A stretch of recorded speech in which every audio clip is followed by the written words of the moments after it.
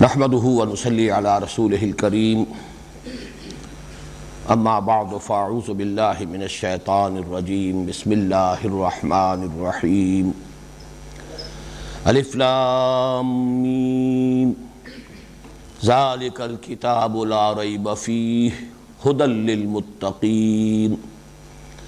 الف لام میم ذلك الكتاب لا ريب فيه هدى للمتقين الذين يؤمنون بالغيب ويقيمون الصلاة ومما رزقناهم ينفقون والذين يؤمنون بما أنزل إليك وما أنزل من قبلك وبالآخرة هم يوقنون اولئک علی ھدی من ربہم واولئک ھم المفلحون ان الذین کفروا سواء علیہم اانذرتہم ام لم تنذرہم لا یؤمنون ختم اللہ علی قلوبہم وعلی سمعہم وعلی ابصارہم غشاوہ وَلَهُمْ عَذَابٌ عَظِيمٌ صدق اللہ العظیم رب اشرح لی صدری ویسر لی امری واحلل عقدۃ من لسانی یفقہوا قولی اللہم ربنا الہمنا رشدنا واعذنا من شرور انفسنا اللہم ارنا الحق حقا وارزقنا اتباعہ وارنا الباطل باطلا وارزقنا اجتنابہ اللہم ربنا اجعلنا من عبادک المفلحین اللہم اجعلنا من عبادک المفلحین اللہم انا نعوذ بک من النار اللہم انا نعوذ بک من عذابک وسخطک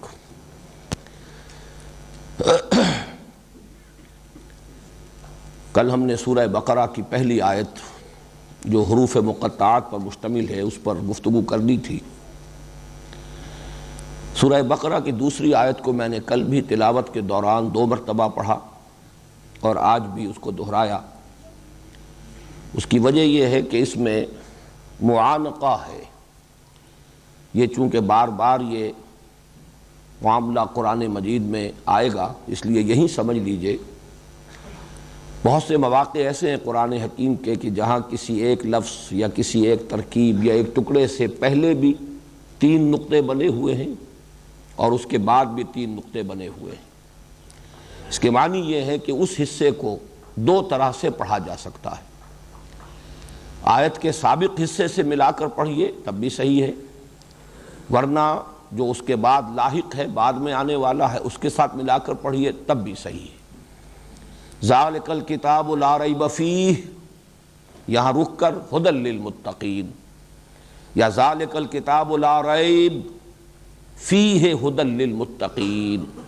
یہ فیہ سے قبل بھی اور فیہ کے بعد بھی یہ 3 نقطے جو لگے ہوئے ہیں یہ علامت ہے معانقہ کی۔ یہ جو دوسری آیہ مبارکہ ہے اس میں کچھ نحوی اشکالات ہیں۔ جہاں تک ترجمے کا تعلق ہے اگرچہ اس کے ضمن میں کوئی اختلاف نہیں ہے۔ ذالک الکتاب لا ریب فیہ، یہ وہ کتاب ہے، اس میں کوئی شک نہیں ہے۔ یہ ہدایت ہے متقیوں کے لیے، خدا ترس لوگوں کے لیے، ان لوگوں کے لیے جو بچنا چاہیں۔ یا یہ وہ کتاب ہے بلا شک و شبہ، اس میں ہدایت ہے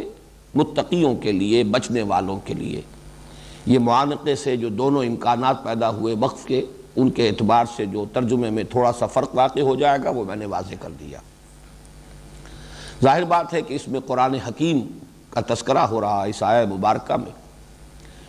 تو جو نوٹ کرنے کی بات یہ ہے کہ جب یہ ہم پڑھتے ہیں تو قرآن حکیم مصحف ہمارے سامنے ہے، اور ذالکہ یہ کہا جاتا ہے کہ یہ اشارہ بعید ہے، ھذا اشارہ قریب اور ذالکہ اشارہ بعید۔ لیکن یہاں یہ سامنے کی جو رکھی ہوئی کتاب ہے اس کو پڑھتے ہوئے جب ہم ذالکہ کا لفظ پڑھتے ہیں اشارہ بعید کے لیے تو اس میں کچھ سوالات پیدا ہوتے ہیں۔ تو اس کو سمجھ لیجئے کہ اگرچہ علم صرف میں تو یہی بات پڑھائی جائے گی کہ یہ اشارہ بعید ہے، یہ اشارہ قریب ہے، لیکن یہ بعید اور قریب کے استعمالات اور اس سے پھر معنی اور بیان میں جو مختلف آراء وجود میں آتی ہیں، ان میں یہ بھی ہے کہ اگر کسی شے کا تذکرہ پہلے کیا جا چکا ہو دوران گفتگو، یا کوئی شے ایسی ہو کہ جس کا ذہن میں تصور موجود ہو، تو اس کی طرف اشارہ ذالکہ سے کریں گے۔ اور دوسرے یہ کہ بسا اوقات کسی چیز کی تعظیم کے لیے بھی اشارہ قریب کو سمجھا جاتا ہے کہ مناسب نہیں ہے، یہ کے اندر تعظیم کا پہلو نہیں، وہ اس میں ایک تعظیم کا پہلو ہے۔ تو یہ دونوں مفہوم سامنے رہیں تو پھر ذالکہ کا یہاں استعمال بہت مناسب ہے۔ یہ وہ جو ہے اسی مفہوم میں ہمارے ہاں بھی الفاظ مستعمل ہیں، آن حضرت۔ اب آن جو ہے یہ این کے مقابلے میں اشارہ بعید ہے، این یہ حاذا، اور آن وہ یہ اشارہ بعید ہے، لیکن یہ آن حضرت، آن حضور، یا یہ کہ ایک جو ہماری قدیم زبان ہے، جو لٹریری زبان ہے، اس میں جب خطوط وغیرہ لکھے جاتے تھے تو آن محترم آپ نہیں کہتے تھے کہ آپ سے میں یہ عرض کرتا ہوں، آن محترم سے یہ گزارش ہے، آن جناب سے یہ گزارش ہے۔ تو یہ الفاظ بھی در حقیقت اسی مفہوم میں، جس مفہوم میں کہ یہاں ذالکہ کا لفظ تعظیم کے طور پر آ رہا ہے، ایسے ہی وہ فارسی کا آن جو ہے یہ بھی تعظیم کے طور پر، آن جناب، آن محترم، آن حضور۔ ذالک الکتاب، یہ وہ کتاب ہے۔ اب یہاں الکتاب جو ہے الف لام اس پر لگا ہوا ہے، اس سے یہ معرفہ بن گیا، اور معرفہ یقیناً اب یا تو یہ کہ الف لام کا ایک فائدہ ہوتا ہے کہ وہ استغراق، تمام چیزوں کا احاطہ کرنے والا، یا لام جنس، وہ یہ نہیں ہے، یہ لام عہد ہے، کسی کتاب کا تصور ذہن میں موجود ہے، اس اعتبار سے ترجمہ کیا جاتا ہے، اور صحیح ہے یہ وہ کتاب ہے، یا یہ کتاب موعود ہے، یہ وہ کتاب ہے، اس میں اشارہ ہو جائے گا جس کا تم نے خود درخواست کی اہدنا الصراط المستقیم میں، تم نے جو سوال کیا، یہ اس سوال کا جواب ہے اس کتاب میں، یہ وہ کتاب ہے، یا یہ وہ کتاب ہے جس کے بارے میں پیشین گوئی موجود تھی تورات میں۔ یہ میں عرض کر چکا ہوں جب تعارف قرآن کے ضمن میں کچھ گفتگو ہو رہی تھی کہ تورات کی جو کتاب استثناء ہے اس میں ایک پیشین گوئی موجود ہے ان الفاظ میں۔ حضرت موسیٰ علیہ السلام سے خطاب کرتے ہوئے اللہ تعالیٰ نے فرمایا تھا کہ میں ان کے لیے، یعنی بنی اسرائیل کے لیے، ان کے بھائیوں میں سے تیرے مانند ایک نبی اٹھاؤں گا۔ اب یہاں خطاب ہے حضرت موسیٰ سے، یعنی اے موسیٰ تمہارے مانند میں ایک نبی اٹھاؤں گا ان کے لیے، ان کے بھائیوں میں سے، اور بھائیوں سے مراد ہو سکتا ہے بنی اسرائیل کے بھائی بنی اسماعیل ہیں، حضرت ابراہیم علیہ السلام کے بیٹے اسماعیل، ان سے یہ نسل ہے قریش جن میں حضور صلی اللہ علیہ وسلم کی بعثت ہوئی، اور پھر ان کے پوتے یعنی حضرت اسحاق کے بیٹے حضرت یعقوب، ان سے وہ دوسری شاخ چلی نسل کی، وہ بنی اسرائیل کہلاتے ہیں۔ تو میں ان کے لیے، ان کے بھائیوں میں سے تیرے مانند ایک نبی اٹھاؤں گا جس کے منہ میں اپنا کلام ڈالوں گا، وہ جو بات کہے گا میرے نام سے کہے گا۔ یہ جو پیشن گوئی ہے در حقیقت قرآن مجید کے بارے میں، تو گویا کہ یہاں اشارہ ہو رہا ہے ذالک الکتاب، یہ وہ کتاب ہے، یہ کتاب موعود ہے، یا یہ کتاب ہدایت ہے جس کی تم نے درخواست کی اہدنا الصراط المستقیم۔ تو الف لام کے اضافے سے یہ اضافی معنی پیدا ہو گئے۔ لا ریب فیہ، اس میں کوئی شک نہیں۔ لا ریب فیہ کے دو مفہوم لیے گئے ہیں،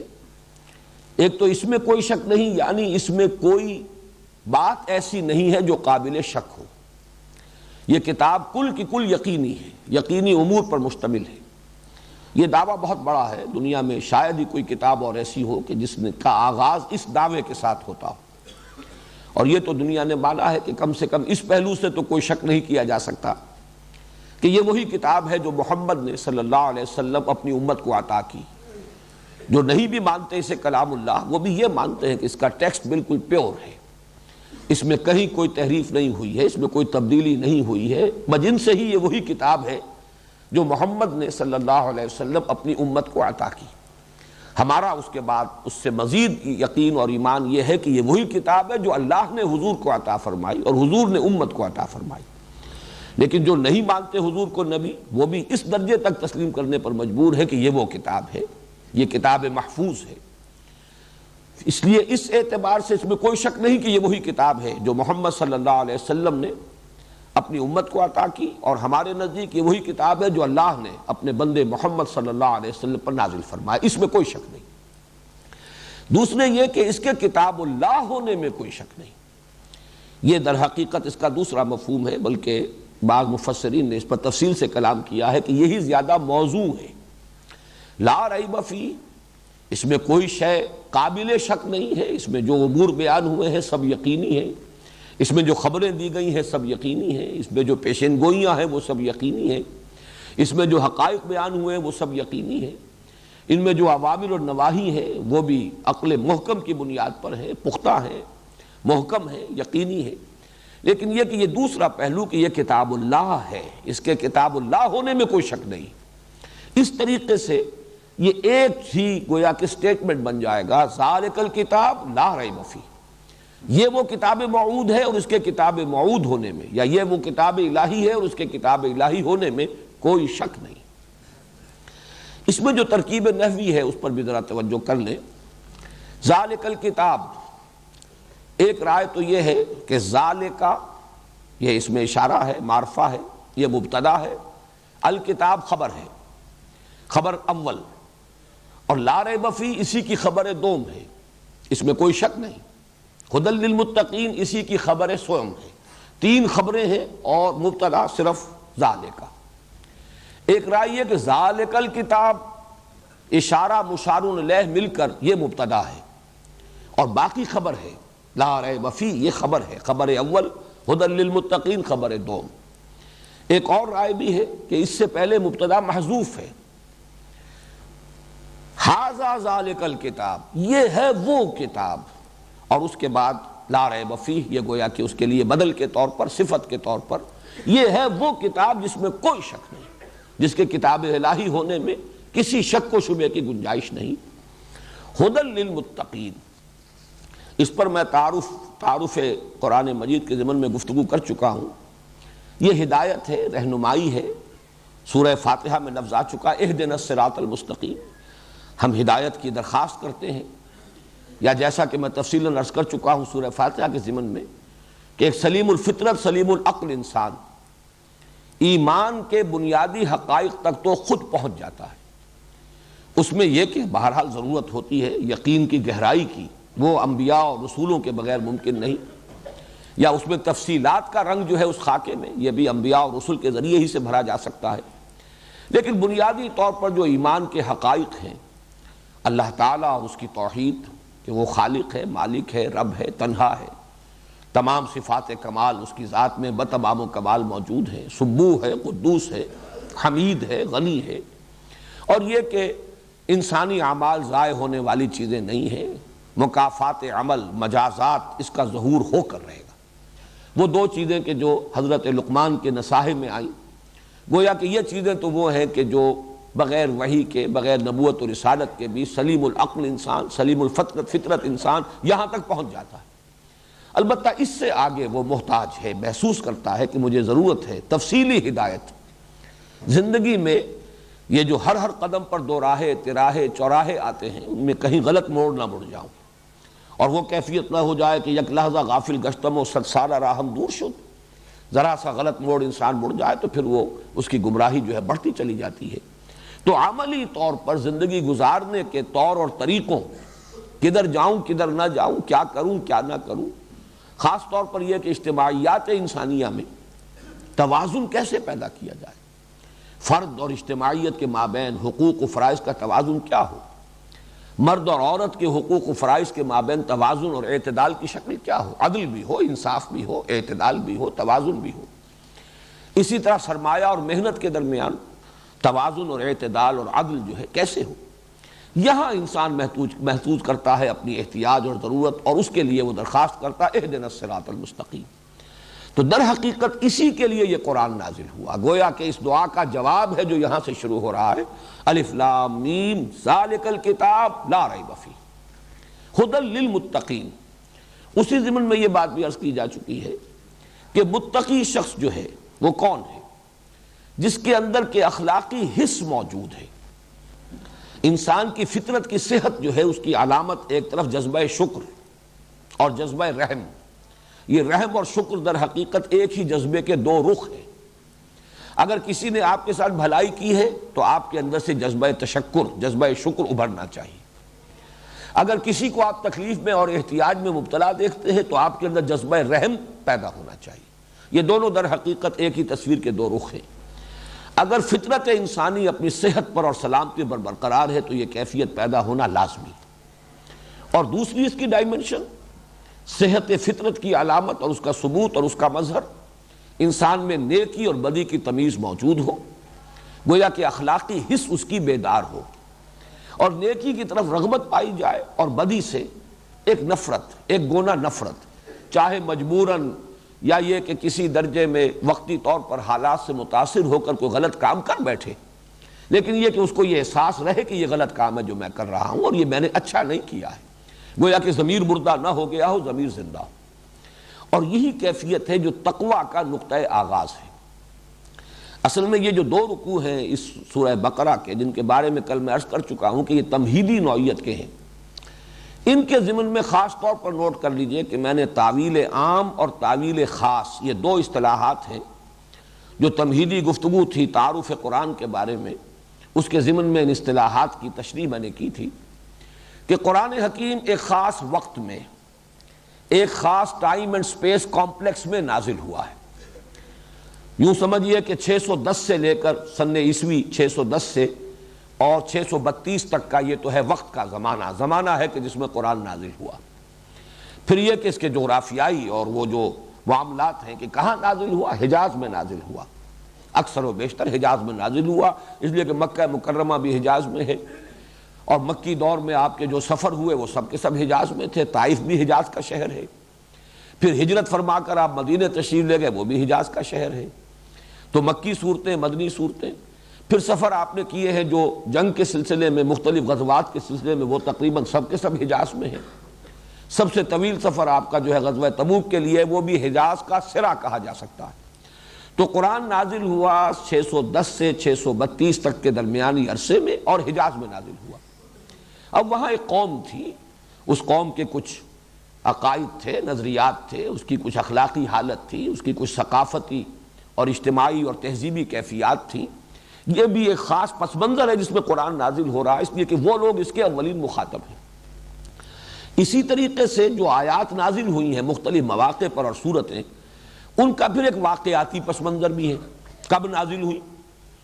اب یہ سورہ مبارکہ جیسے کہ کل میں وضاحت سے عرض کر چکا ہوں، یہ نازل ہوئی ہے مدینہ منورہ میں ہجرت کے بعد، ہجرت کے فوراً بعد سے لے کر غزوہ بدر سے متصلاً قبل تک۔ استثناءات ہیں، بعض آیات ہیں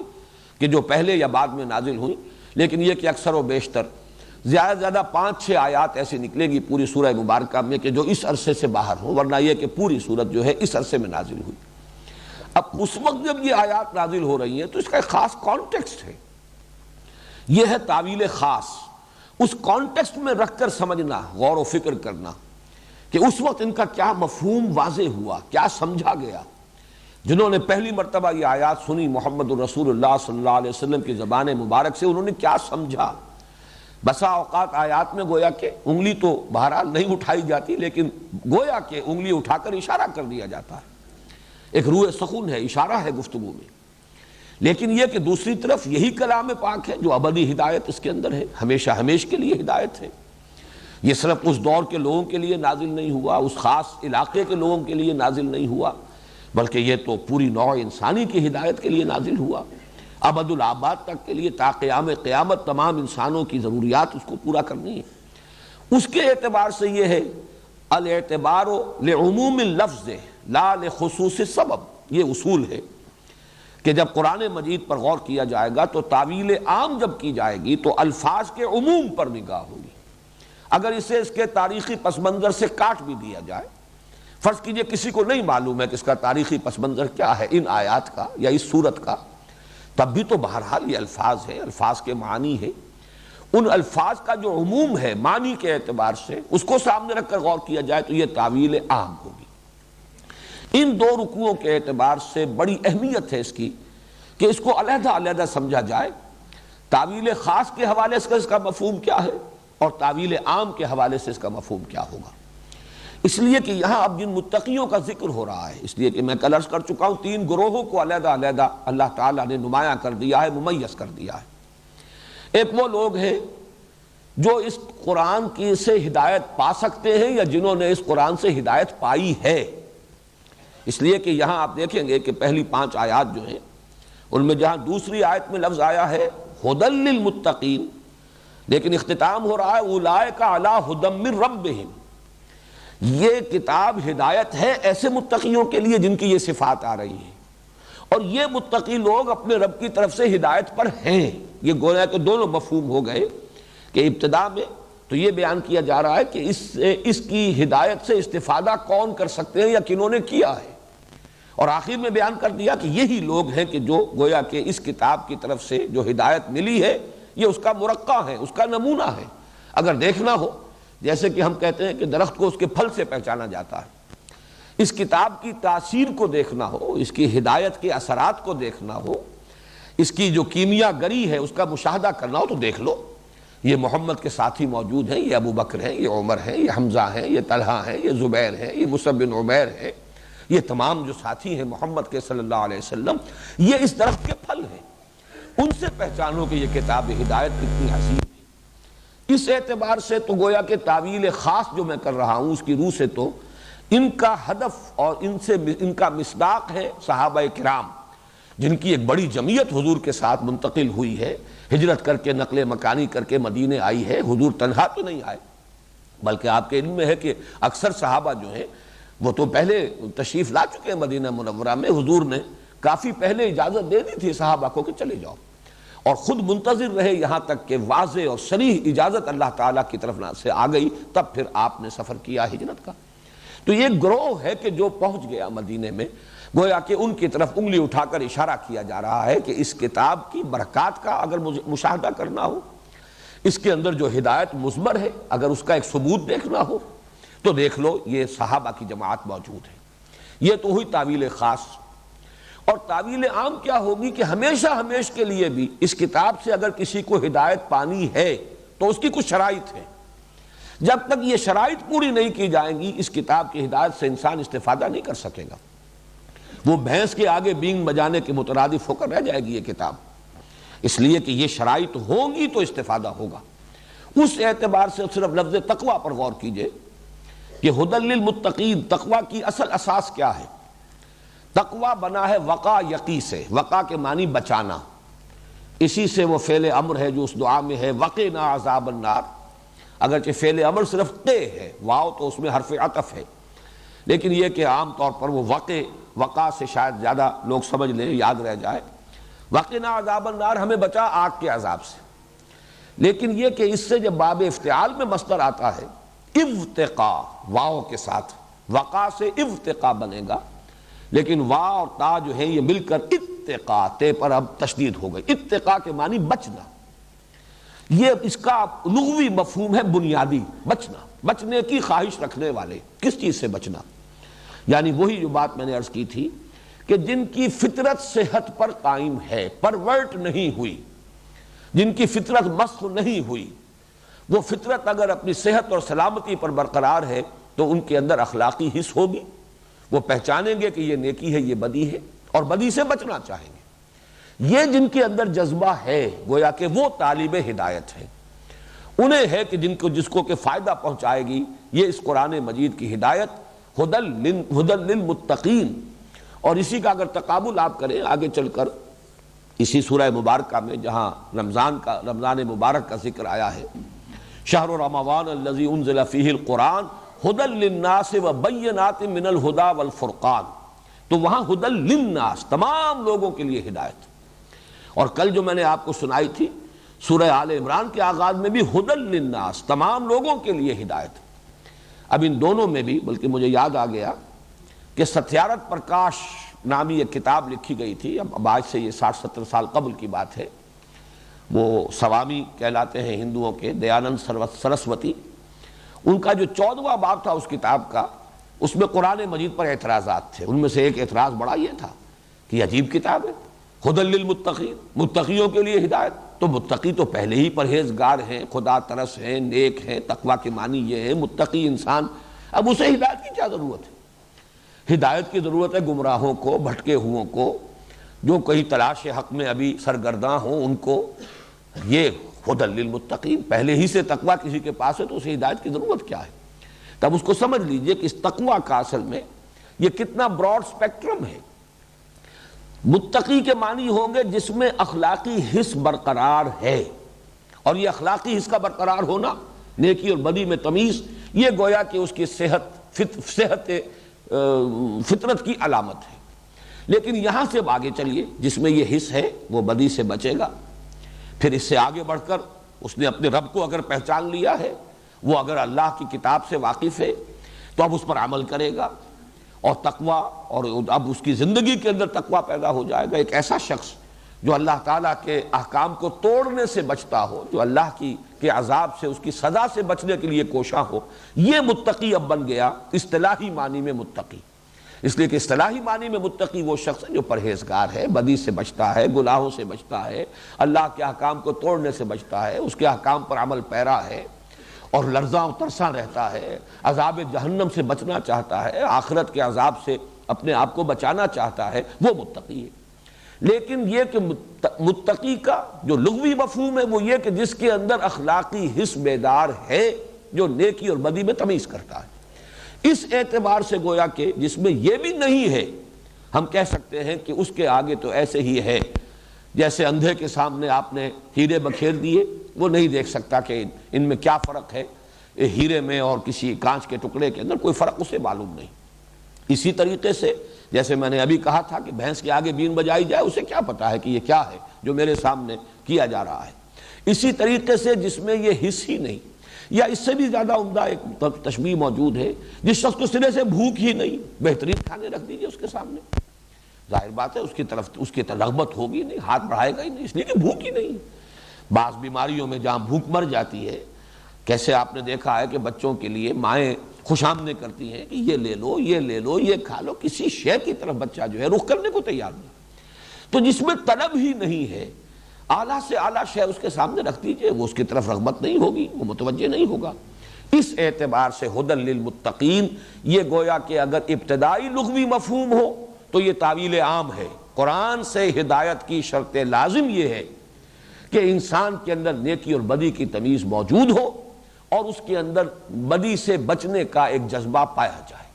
اگر یہ طلب ہے تو قرآن مجید کی ہدایت سے استفادہ کر سکے گا، ورنہ نہیں.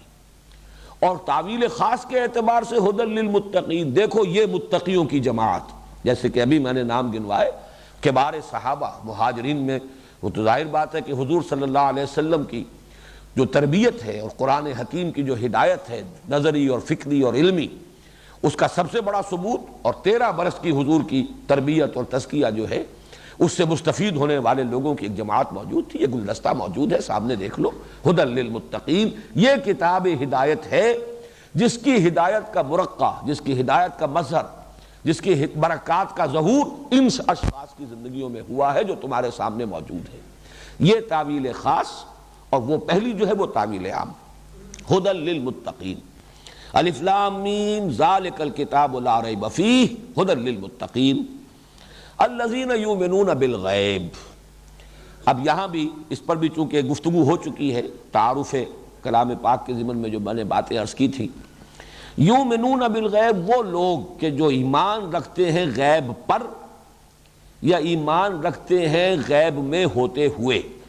یہ با جو ہے یہاں پر اگر تو اسے صلہ مانا جائے تو یہ صلہ جو ہے اس کا مطلب ہوگا جو ایمان کن کن چیزوں پر، کس چیز پر، جیسے کہ ایمان باللہ اللہ پر ایمان، ایمان بالآخرہ آخرت پر ایمان، ایمان بالرسول رسول پر ایمان. یہ بات و صلہ کہلائے گا. اور جیسا کہ میں بڑی وضاحت سے اسی سال کے دوران جو یہاں حقیقت ایمان پر جو میرے خطبات ہوئے تھے 5، ان میں تفصیل سے عرض کر چکا ہوں کہ امنا یا امنو امن میں ہونا، آمنا یومنو کسی کو امن دینا، اور اس کے بعد جب با آ جائے یا لام آ جائے تو کسی کی تصدیق کرنا، وثوق پر، وثوق کے ساتھ، اعتماد کے ساتھ کسی کو ماننا. یہ گویا کہ اس کا اصطلاحی مفہوم ہے۔ تو اگر بے کو صلہ مانا جائے با کو تو اس کا مطلب ہے وہ غیب پر ایمان رکھتے ہیں، الذین یؤمنون بالغیب۔ اب اس سے مراد کیا ہے؟ مراد یہ ہے کہ ایمانیات کے جتنے بھی جو آرٹیکلز آف فیتھ ہیں، جن جن چیزوں پر ایمان گویا کہ مطلوب ہے ایک بندہ مومن سے، وہ تمام چیزیں غیب سے متعلق ہیں۔ اس لیے کہ بظاہر تو یہ کہا جا سکتا ہے رسول تو ان کے سامنے موجود تھے، غیب میں تو نہیں تھے، لیکن غور کیجئے رسول جو ان کے سامنے تھے صلی اللہ علیہ وسلم، وہ ایک انسان تھے، ایک بشر تھے۔ وہ عبداللہ کے بیٹے عبد المطلب کے پوتے تھے، کسی کے بھتیجے تھے، اور حضرت خدیجہ کے شوہر یا حضرت عائشہ کے شوہر تھے۔ وہ ایک انسان تھے۔ رسول کا رسول ہونا یہ غیب سے متعلق شے تھی، یہ تو ان کے مشاہدے کی چیز نہیں تھی۔ اس اعتبار سے ایمان در حقیقت کل کا کل ایمان بالغیب ہے۔ کہا جا سکتا ہے قرآن تو ہمارے سامنے موجود ہے، لیکن قرآن ایک کتاب ہے، لکھی ہوئی ہے، عربی زبان کی ہے، چھپی ہوئی ہے، یہ تو ہمارے سامنے ہے، لیکن قرآن کا کتاب اللہ ہونا، کلام اللہ ہونا، یہ غیب سے متعلق ہے۔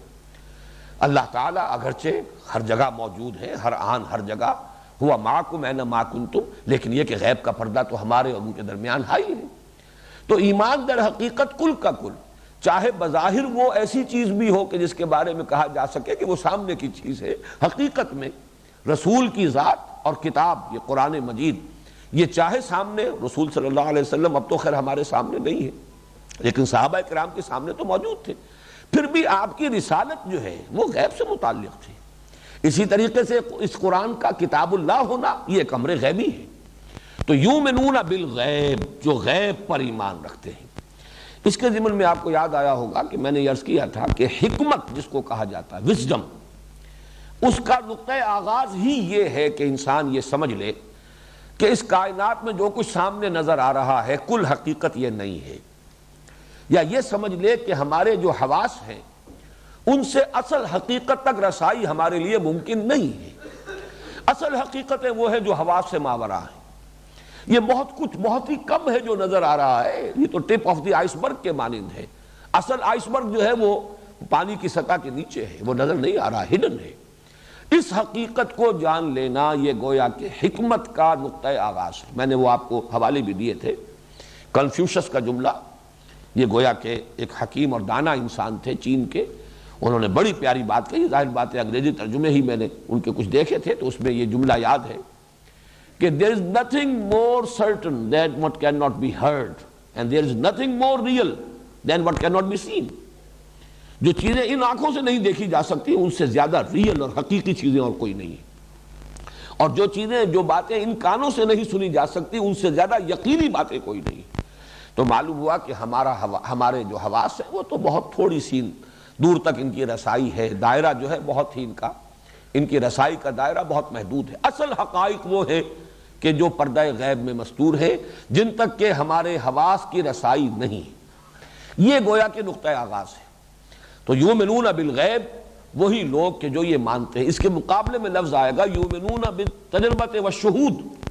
آج کی دنیا جو ہے، آج کے انسان کا جو اصل ذہن کا تانا بانا بنا ہے اس کے فکر کا، میرا جو کتاب چاہ اسلام کی نشرت ثانیہ کرنے کا اصل کام، اس کے آغاز میں نے اسی پر بحث کی ہے۔ آج کا انسان جو ہماری یہ سائنٹیفک ایرا ہے اور اس کی جو سویلائزیشن ہے، اس کی بنیاد جس فکر پر ہے وہ یہ ہے کہ ماورائی حقائق ہوں گے، ہم نفی نہیں کرتے، ہوگا کوئی خدا، شاید کوئی creator who, we don't know, لیکن چونکہ ہم نہ چھو سکتے ہیں، نہ دیکھ سکتے ہیں، نہ ہمارے حواس کی وہاں تک رسائی ہے، لہذا ہم نہیں کہہ سکتے کہ ہے، شاید ہو شاید نہ ہو۔ کوئی موت ہے کے بعد بھی زندگی ہے، ممکن ہے ہو ممکن ہے نہ ہو، ہم کوئی بات نہیں کہہ سکتے، اس لیے کہ کسی نے موت کی سرحد کے پار جھانک کر نہیں دیکھا اور کسی نے واپس آ کر خبر نہیں دی۔ اسی طریقے سے روح کوئی شے ہے یا نہیں، جسم تو ہے، ہم ڈسیکٹ کرتے ہیں، اس کی فزیولوجی، اس کے مختلف اعضاء کا جو بھی وظائف الاعضاء کا علم ہے وہ بھی ہمارے سامنے ہے، اناٹمی فزیولوجی ہم جانتے ہیں، لیکن روح بھی کوئی شے ہے ہم نہیں کہہ سکتے۔ اب یہ تمام جو ہے کہ ان چیزوں کو ماورائی حقیقتوں پر سے توجہ ہٹ گئی، ہوں گی یا نہیں ہوں گی کوئی بحث نہیں ان سے۔ اصل بحث جو ہے، اصل جو جستجو ہے، اصل جو گفتگو ہے، اصل جو دلچسپی ہے وہ اس دنیا سے ہے، اس عالم سے ہے کہ جو ہمارے حواس کی رسائی جن تک ہے۔ یہ زندگی سامنے موجود ہے، اس کا نفع بھی محسوس، نقصان بھی محسوس، اس کی لذتیں بھی انسان کو محسوس ہوتی ہیں، اس کی کلفتیں یہ بھی انسان محسوس کرتا ہے۔ یہ کائنات موجود ہے، اس کے ماورا کوئی اور عالم ہے، کوئی عالم امر بھی ہے، ہم نہیں کہہ سکتے۔ ملائکہ کوئی ہے نہیں ہے، ہم نہیں کہہ سکتے، ہم نے دیکھا نہیں، ہمارے حواس کی گرفت میں آتے نہیں۔ جنات ہیں نہیں ہیں، ہم نہیں جانتے۔ اس طریقے سے پوری اب اس وقت کی جو سوچ ہے انسان کی، وہ تجربہ اور شہود جو ہمارے ایکسپیرینس میں جو چیز آئے اور جو ہمارے حواس کی گرفت میں ہو، اس تک رسائی ہو سکے حواس کے ذریعے سے، وہ انسان کی دلچسپی کا، اس کی گفتگو کا، اس کی تحقیق کا، تفتیش کا، سب کا جو ہے وہ مرکز اور فوکس بن چکا ہے۔ یہاں پر قرآن مجید گویا کہ پہلے ہی نقطہ یعنی سمجھیے کہ آغاز ہی میں پہلے قدم پر واضح کر رہا ہے الذین یؤمنون بالغیب۔ اس تک جو کوئی نہیں پہنچا اس حقیقت تک، میں نے بریڈلے کا بھی حوالہ دیا تھا، اس کی بڑی مشہور کتاب ہے اپیئرنس اینڈ ریئلٹی، حقیقت کچھ اور ہوتی ہے، نظر کچھ اور آ رہی ہوتی ہے۔ تو اس اعتبار سے یہاں تک جو پہنچا ہو وہ قرآن کی ہدایت سے استفادہ کر سکے گا، یہ وہ تعویل عام ہو گئی۔ گویا کہ شرط اول یہ کہ اخلاقی حس اس کے اندر برقرار ہو، نیکی اور بدی کی تمیز موجود ہو، نیکی کی طرف رغبت فی الجملہ اور نفی سے اور بدی سے نفرت فی الجملہ موجود ہو۔ یہ ایک علامت ہے، یہ شرط اول ہے تعویل عام کے اعتبار سے قرآن کی ہدایت سے مستفید ہونے کے لیے۔ نمبر دو یہ کہ وہ حکمت جس کا نقطہ آغاز یہ ہے کہ یہی کچھ نہیں ہے، یہ عالم جو ہمارا مادی عالم ہے، جو ہمارے حواس کی، اور حواس سے ظاہر بات ہے آپ نے ٹیلیسکوپ ایجاد کر لی تو وہ بھی تو بینائی کے لیے ایک مزید ایڈ ہے، مزید اس میں اضافہ کر دیتی ہے، اس کی رسائی زیادہ ہو گئی۔ دیکھنے والی شے تو یہی آنکھ ہے، یا آپ نے مائکروسکوپ ایجاد کر لی، دیکھنے والی تو مائکروسکوپ کے تھرو بھی یہی آنکھ ہے۔ آنکھ کی ہی صلاحیت کو بڑھا دیا گیا ہے، وہ چاہے اس کو ٹیلیسکوپ کے ذریعے سے بڑھا دیا گیا ہو فاصلے کے اعتبار سے، اور مائکروسکوپ کے ذریعے سے بڑھا دیا گیا ہو اس کی تفاصیل اور اس کی باریکیوں کے اعتبار سے، باقی اصل شے تو یہی آنکھ ہے۔ تو یؤمنون بالغیب، جو یہ سمجھ لیں کہ واقعہ یہ ہے کہ اصل حقائق جو ہے اس کائنات کے، کون و مکان کے، وہ تو غیب سے متعلق ہے۔ یہ مفہوم ہوا گویا کہ تعویل عام کے اعتبار سے، اور تعویل خاص وہ ظاہر بات ہے کہ وہ صحابہ کرام جو موجود تھے، وہ ظاہر بات ہے سب کو معلوم تھا یہ اللہ کو مانتے ہیں، آخرت کو مانتے ہیں، فرشتوں کو مانتے ہیں، جنات کے وجود کو تسلیم کرتے ہیں، وحی کو مانتے ہیں، کتاب کو مانتے ہیں، نبوت و رسالت کے قائل ہیں، بعث بعد الموت کے قائل ہیں، جنت کو مانتے ہیں، دوزخ کو مانتے ہیں، سب کو معلوم تھا وہ ایمانیات۔ اب کوئی چونکہ یہ سورہ مبارکہ نازل ہو رہی ہے جبکہ قرآن کو نازل ہوتے ہوئے 13واں برس ہے، 12 برس میں 2/3 قرآن نازل ہو چکا، جس میں کہ ساری مفصل بحثیں جو ایمان سے متعلق ہیں وہ تو آ چکی۔ اس اعتبار سے تعویل خاص جب دیکھیں گے، زمانہ نزول کے اعتبار سے اس کو خاص کانٹیکسٹ میں رکھ کر جب ان آیات پر غور کریں گے تو معلوم ہوگا کہ وہ لوگ، ان کا دوسرا وصف، وہ جماعت جو محمد الرسول اللہ صلی اللہ علیہ وسلم کی مسیحائی اور آپ کی تربیت اور تزکیے کے ذریعے سے وجود میں آئی تھی، وہ نظر آ رہا ہے وہ غیب پر یقین رکھتے ہیں، اور یقین بھی پختہ یقین، بلکہ اتنا یقین جتنا کہ اپنے حواس سے معلومات حاصل ہونے والی چیزیں ہیں وہ اتنی یقینی نہیں سمجھتے، اور وہ غیب کی جو خبریں دی ہیں محمد رسول اللہ صلی اللہ علیہ وسلم نے، ان پر ان کا یقین کہیں زیادہ ہے ان چیزوں سے کہ جو آنکھوں سے نظر آنے والی اور کانوں سے سنی جانے والی۔ دوسرا مفہوم اس کا لیا گیا ہے یہ بعض ظرفیہ، یؤمنون بالغیب یعنی غیب میں رہتے ہوئے ایمان لاتے ہیں۔ اصل میں یہ ایک بڑی عمدہ تعبیر ہے، مولانا امین حسن اصلاحی صاحب نے بہت ہی شد و مد کے ساتھ یہ دوسری رائے ظاہر کی ہے۔ عام طور پر مفسرین کی رائے وہی ہے جو میں پہلے بیان کر چکا ہوں، لیکن یہ کہ بعض ظرفیہ قرآن مجید میں اس کا بہت سا استعمال ہوا ہے۔ الذین یخشون ربہم بالغیب وہم من الساعۃ مشفقون، سورہ انبیاء کی آیت نمبر 49 ہے، اپنے رب سے ڈرتے رہنا غیب میں ہوتے ہوئے۔ اب یہاں پہ بالغیب جو ہے غیب پر اس معنی نہیں ہو سکتے اس کے، الذین یخشون ربہم بالغیب، یہ ظرف کو کہ کہاں آپ ہیں، آپ غیب میں ہیں، یہ بڑا پیارا انداز ہے۔ اصل میں اللہ غائب نہیں ہے، غائب ہم ہیں، غیب میں ہم ہیں، اللہ غیب میں نہیں ہے، غیب میں ہم ہیں۔ بات تو ایک ہی ہے، ہمارے اور اللہ کے مابین غیب کا پردہ حائل ہے۔ اب یہ کہ ہم محجوب ہیں یا اللہ محجوب ہے، اللہ غیب میں ہے یا ہم غیب میں ہیں، لیکن یہ کہ یہ بڑی خوبصورت تعبیر ہے کہ غیب میں ہم ہیں۔ میں نے اپنے وہ میٹرک کے زمانے میں عربی کی ایک نظم پڑھی تھی، ہمارے نصاب میں تھی، بڑا پیارا شعر ہے اس کا، اغیب وذو اللطائف لا یغیب وارجوہ رجان لا یخیب، میں غائب ہو جاتا ہوں، میں غافل ہو جاتا ہوں، وہ لطائف والا یعنی اللہ ذو اللطائف وہ تو غائب نہیں ہوتا، وہ تو ہر جگہ ہے، ہر آن ہے، موجود ہے، وہ تو متوجہ رہتا ہے، وہ تو انتظار میں رہتا ہے۔ جیسے کہ آتا ہے کہ ہر رات کو اس کے آخری حصے میں اللہ تعالیٰ نزول فرماتے ہیں سمائے دنیا تک، اور پھر ندا ہوتی ہے کوئی مانگنے والا کہ میں اسے عطا کروں، حل من سائل فأعطیہ، حل من مستغفر فاغفر لہ، ہے کوئی کہ استغفار کرنے والا کہ میں اسے بخش دوں۔ تو ہم تو مائل میں کرم ہے، کوئی سائل ہی نہیں، راہ دکھلائیں کسے رہنم منزل ہی نہیں۔ اس اعتبار سے ہم محجوب ہیں، اصل میں ہم اپنے دھندوں میں لگے ہوئے ہیں، ہم دنیا کی دلچسپیوں میں مست ہیں، مگن ہیں، کچھ حال مست کچھ مال مست، اللہ کی طرف ہم متوجہ نہیں ہوتے۔ اس معنی میں یہ تعبیر بڑی خوبصورت ہے کہ بالغیب، غیب میں رہتے ہوئے ایمان لانا، یعنی حقائق اگر سامنے ہو تو کون ایمان نہیں لائے گا۔ اس میں گویا کہ ایک طرح سے تعریف کا پہلو ہے، ان کی تحسین کا پہلو ہے۔ یہ وہ لوگ ہیں کہ جو غیب میں ہونے کے باوجود مان رہے ہیں، اللہ کو دیکھا نہیں لیکن اللہ کو مانتے ہیں، جنت کو دیکھا نہیں جنت کی درخواستیں کر رہے ہیں، دوزخ کو دیکھا نہیں دوزخ سے پناہ طلب کر رہے ہیں۔ تمام چیزوں کو بغیر دیکھے اور غیب میں ہوتے ہوئے ماننا، یہ گویا کہ ایک تحسین کا کلمہ ہے، الذین یؤمنون بالغیب۔ اسی بات ظرفیہ جو ہے، اس کی کچھ اور مثالیں بھی ہیں، سورہ ملک میں بھی ہے، ان الذین یخشون ربہم بالغیب لہم مغفرۃ واجر کبیر، وہ لوگ جو غیب میں ہوتے ہوئے اپنے رب سے خشیت اور اپنے رب سے ڈرتے رہتے ہیں، ان کے لیے مغفرت بھی ہے اور بہت بڑا اجر اور ثواب ہے۔ یا سورہ فاطر میں ہے، انما تنذر الذین یخشون ربہم بالغیب واقاموا الصلاۃ، اے نبی آپ خبردار کر سکتے تھے انہی لوگوں کو جو اپنے رب سے ڈرتے ہیں غیب میں ہونے کے باوجود۔ تو گویا کہ ہم غیب میں ہیں۔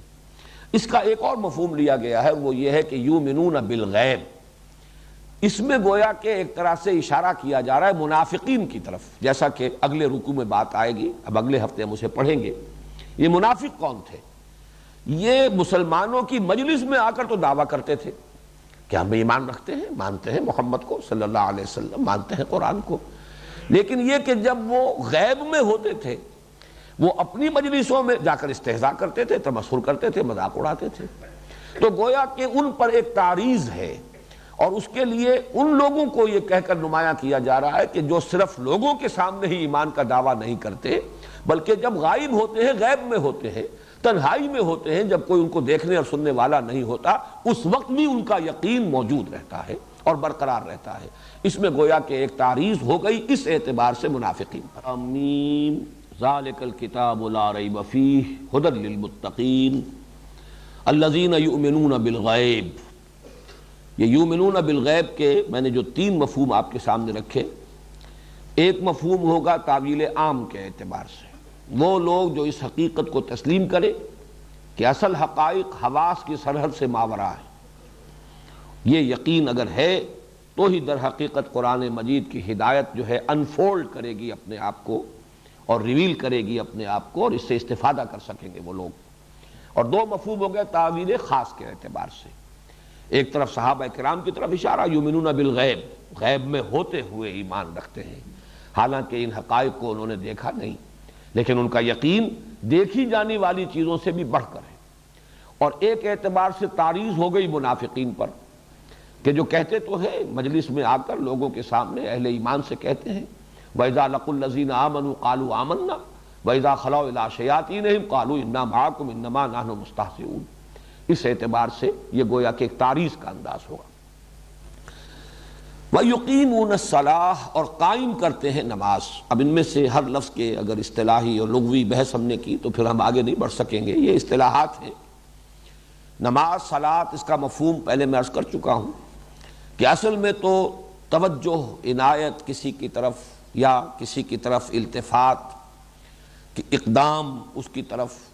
دعا، مناجات، یہ تمام اس لفظ کے کا اصل مفہوم ہے۔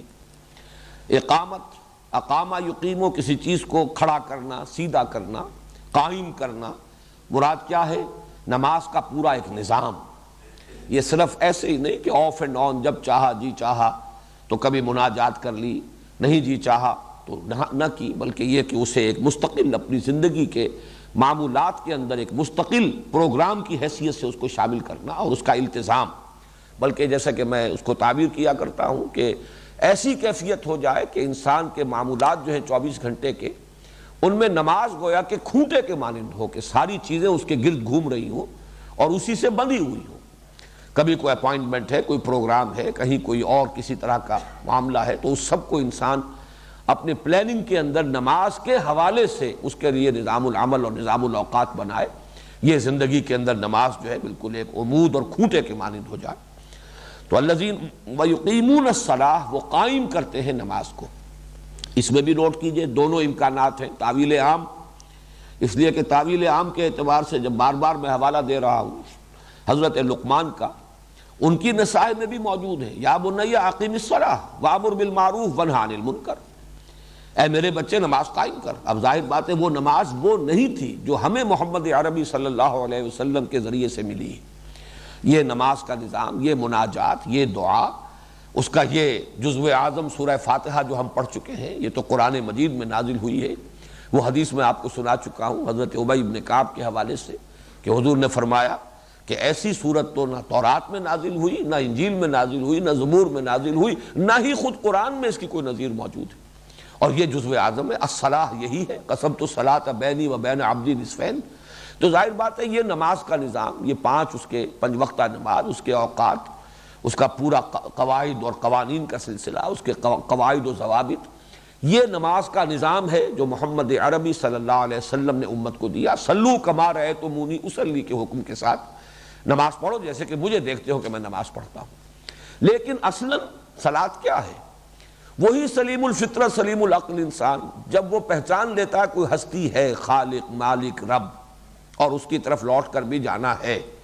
اس کی طرف سے جزا یا سزا ہو کر رہے گی، تو پھر اس سے ایک تعلق، اس سے اپنا ایک ذہنی رابطہ قائم رکھنے کے لیے کوئی نہ کوئی مناجات کا نظام،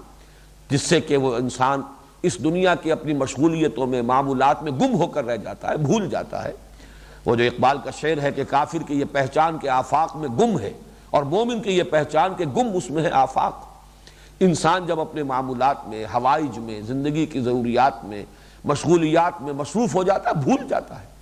رب سے وہ ذہنی رابطہ جو ہے وہ منقطع ہونے کو قریب آ جاتا ہے۔ تو اس کو تازہ کرنے کی ضرورت ہے،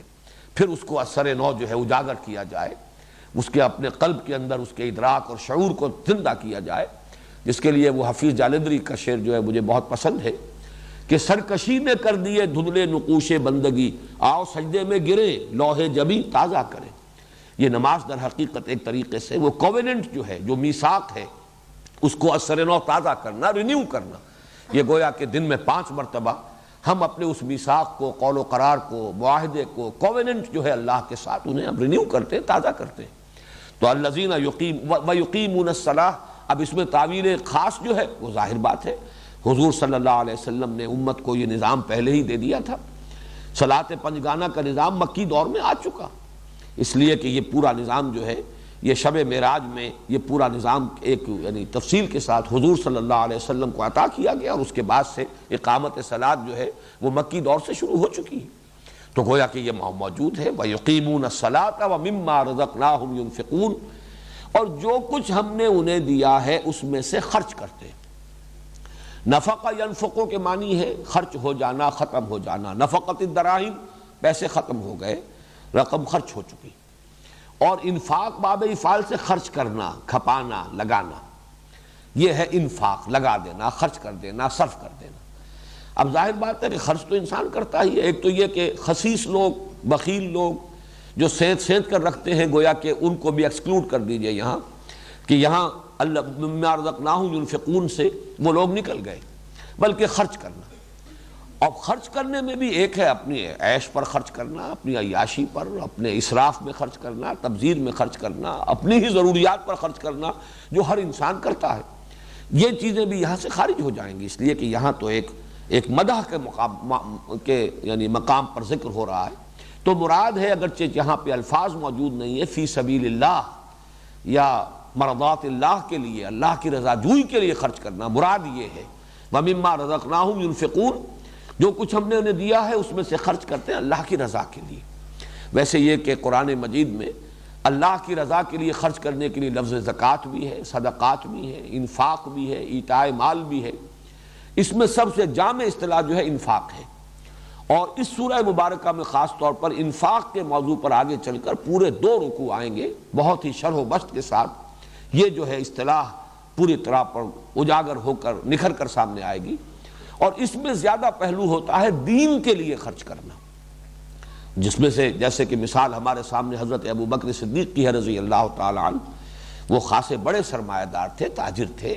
سرمایہ ان کے پاس تھا، لیکن یہ کہ انہوں نے اپنا سارا سرمایہ خرچ کر دیا، لگا دیا حضور صلی اللہ علیہ وسلم کے مشن پر، اور خاص طور پر یہ کہ غلاموں کے طبقات میں سے جو لوگ ایمان لائے تھے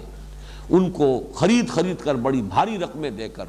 جو ان کے آقا تھے منہ مانگے دام انہیں دے کر انہیں خریدا اور آزاد کیا، جن میں حضرت بلال رضی اللہ تعالیٰ عنہ سر فہرست تھے۔ تو یہ ان کا انفاق ہے۔ تو گویا کہ یہ پھر ایک علامت، ایک وصف، ان کی ایک خاص نمایاں خصوصیت، یہ تعویل خاص، اور تعویل عام میں گویا کہ یہاں پر وہ بخیل لوگ نکل جائیں گے، اور وہ لوگ کہ جو تبذیر پر یا صرف اسراف پر پیسہ لٹاتے ہوں اور صرف اپنے ہی لیے، اپنی ہی ضروریات پر صرف کرتے ہوں، نہیں، بلکہ یہ کہ خیر کے لیے، بھلائی کے لیے، نیکی کے لیے، غرباء کے لیے، محتاجوں کے لیے، مساکین کے لیے۔ یہ بھی در حقیقت وہ جو فطرت کی صحت ہے اس کی ایک علامتوں میں سے علامت ہے۔ جیسا کہ میں نے عرض کیا تھا کہ جہاں شکر جو ہے ایک رخ ہے، وہاں رحم، یہ رحم جو ہے کہ بھوکے کو دیکھ کر آدمی تڑپ اٹھے اور اس کو کھانا کھلائے۔ اطعام المسکین، یہ جیسا کہ قرآن مجید میں بار بار آیا ہے، ولا یحض علی طعام المسکین، یہ گویا کہ کسی شخص کی دنات اور پستی اور فطرت کے اس کے یعنی پرورٹ ہو جانے کی ایک بہت بڑی علامت یہ ہے کہ خود بھی بخیل ہے، خود بھی کسی کو بھوکے کو اور مسکین کو کھانا کھلانے کو تیار نہیں، کسی اور کو بھی کہنے کو آمادہ نہیں، اس لیے کہ اندیشہ ہوتا ہے کہ اگر میں کسی سے کہوں گا تو کوئی پلٹ کر مجھ سے کہہ دے گا کہ تم بھی تو پیسے والے ہو، تمہیں بھی فراغت عطا ہوئی ہے، تم کیوں نہیں صرف کرتے۔ ولا یحض علی طعام المسکین، یہ گویا کہ اخلاقی پستی کی انتہا کے لیے تعبیر ہے جو ان الفاظ کے ذریعے سے کی گئی ہے۔ تو اس کے برعکس وَمِمَّا رَزَقْنَاهُمْ يُنْفِقُونَ، جو کچھ ہم نے انہیں دیا ہے، عطا فرمایا ہے، اور رزق یہاں پر نوٹ کر لیجئے، اگرچہ عام طور پر تو کھانے پینے کی چیزوں کے لیے یہ لفظ مستعمل ہے، لیکن حقیقت میں رزق اور نصیب حصہ، اسی طریقے سے اس دنیا میں انسان کو جو کچھ ملا ہے وہ رزق ہے۔ ذہانت ملی ہے، یہ بھی اللہ کا رزق ہے جو اس نے اپنے اس بندے کو دیا ہے،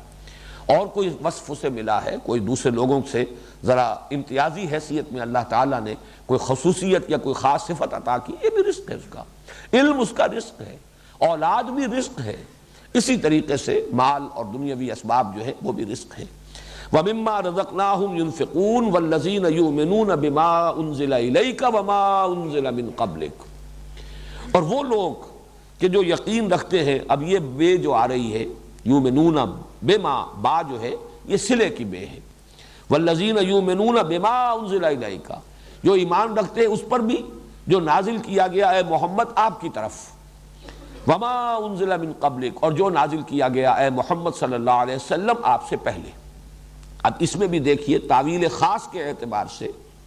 اس میں ایک تعریض ہے۔ تعریض کیا ہے کہ یہود صرف اپنے اوپر جو چیزیں نازل ہوئی، تورات یا اور جو صحیفے ہیں مختلف انبیاء کے، اس لیے کہ اولڈ ٹیسٹمنٹ جسے کہا جاتا ہے اس میں بھی صرف تورات نہیں ہے، بلکہ جس شکل میں بھی ہے تحریف شدہ صورت میں بھی، اس میں پہلی 5 کتابیں ہیں وہ تورات، لیکن یہ کہ اس کے بعد جو ہے بہت سے انبیاء کے صحیفے ہیں، یہ گویا کہ ما انزل من قبلک۔ باقی یہودی تو چونکہ انجیل کو بھی نہیں مانتے، اس اعتبار سے وہ بھی اس سے خارج ہو جائے گا، لیکن یہ کہ نصارہ مدینے میں موجود نہیں تھے، یہ تعویل خاص کے اعتبار سے وہ لوگ جو مدینے میں تھے، اور ان کا معاملہ یہ ہے کہ وہ یہ کہتے تھے کہ ہم اور کسی کو ماننے کے لیے تیار نہیں ہیں، بس ہمارے پاس جو کتاب ہے، جو بھی ہمارے پاس اللہ کی طرف سے وحی آئی ہے وقتاً فوقتاً، ہم اس کو مانتے ہیں۔ تو تعریض ہے ان کے، گویا کہ ان کے اوپر ایک تنقید کی جا رہی ہے، اور اس کے مقابلے میں اشارہ کیا جا رہا ہے محمد الرسول اللہ صلی اللہ علیہ وسلم پر ایمان لانے والوں پر کی جانب، کہ ان میں وہ وسعت قلب ہے، وہ وسعت نظر ہے، وہ کہیں کسی یوں نہ سمجھیے کہ تنگ نظری میں وہ مبتلا ہے، بلکہ ان کو حق کے وہ جویا ہیں، حق جہاں بھی ہے اس کو مانتے ہیں۔ وہ اس پر بھی یقین رکھتے ہیں اے نبی جو آپ کی طرف نازل کیا جا رہا ہے یا نازل کیا جا چکا ہے، اور اس پر بھی کہ جو آپ سے پہلے نازل کیا گیا۔ والذین یؤمنون بما انزل الیک وما انزل من قبلک وبالآخرۃ ھم یوقنون۔ اب یہاں ذرا نوٹ کیجئے، آخرہ کہیں گے پچھلی، آخر اس کا یہ مؤنث آخرہ، کوئی پچھلی چیز، یہ ایک وصف ہے، ایک صفت ہے، لیکن اس سے پہلے گویا کہ محذوف مانا جائے گا۔ الحیات الآخرہ، پچھلی زندگی، یا الدار الآخرہ، پچھلا گھر، پچھلا عالم، یعنی عالم آخرہ، یا یہ کہ نشأۃ الآخرہ، پچھلا اٹھایا جانا، ایک نشأۃ اولیٰ ہے، ہم اس دنیا میں جو پیدا ہوئے ہیں، پروان چڑھے ہیں، بڑھے ہیں، یہ ایک نشأۃ الاولیٰ ہے۔ وَلَقَدْ عَلِمْتُمُ النَّشْأَةَ الْأُولَىٰ، تمہارے علم میں ہے اللہ نے پہلی مرتبہ جو تمہیں اٹھایا، تو آخر دوبارہ اٹھانا اس کے لیے کیسے ناممکن ہو جائے گا؟ تو نشأۃ آخرہ، تو گویا کہ کوئی نہ کوئی لفظ یہاں پر محذوف ماننا پڑے گا۔ ویسے پھر قرآن مجید میں یہ لفظ بغیر کسی بھی موصوف کے اس کثرت کے ساتھ آیا ہے۔ الآخرہ سے مراد ہے اخروی زندگی، الحیات الآخرہ، تو وہ جو پچھلی زندگی ہے، الدار الآخرۃ والدار الآخرۃ خیر وابقیٰ، کہیں کہیں موصوف کو نمایاں کر دیا گیا، لیکن اکثر و بیشتر محض آخرہ، یؤمنون بالآخرہ، تو اس سے مراد ہے بالحیات الآخرہ یا بالدار الآخرہ، پچھلے گھر پر یا پچھلی زندگی پر، عالم آخرہ پر ان کا یقین۔ یہاں یہ نوٹ کیجئے کہ ایمان اب تک لفظ چلا آ رہا تھا یؤمنون بالغیب، والذین یؤمنون بما انزل الیک وما انزل من قبلک، یہاں لفظ اس سے آگے ہے، ایقان، یقین، موقنون، یوقنون،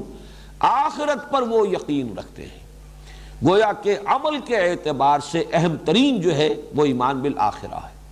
یہ اگر یقین ہوگا آخرت کا تو انسان کا عمل درست ہوگا۔ یہ میں نے یہ چیزیں بھی حقیقت ایمان کے مباحث میں بڑی تفصیل سے عرض کی ہیں کہ اگرچہ نظری، علمی، اصولی اعتبار سے اصل ایمان ہے ایمان باللہ،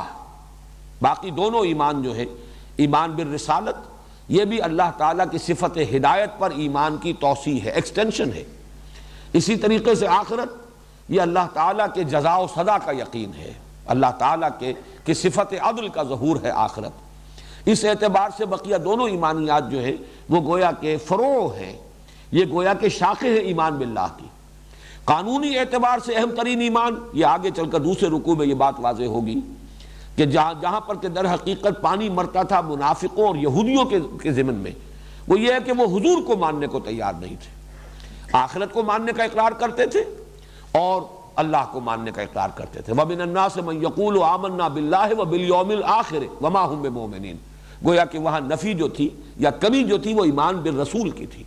اور قانونی اعتبار سے اہم ترین ایمان ایمان بالرسول ہے۔ رسول کو مانیں گے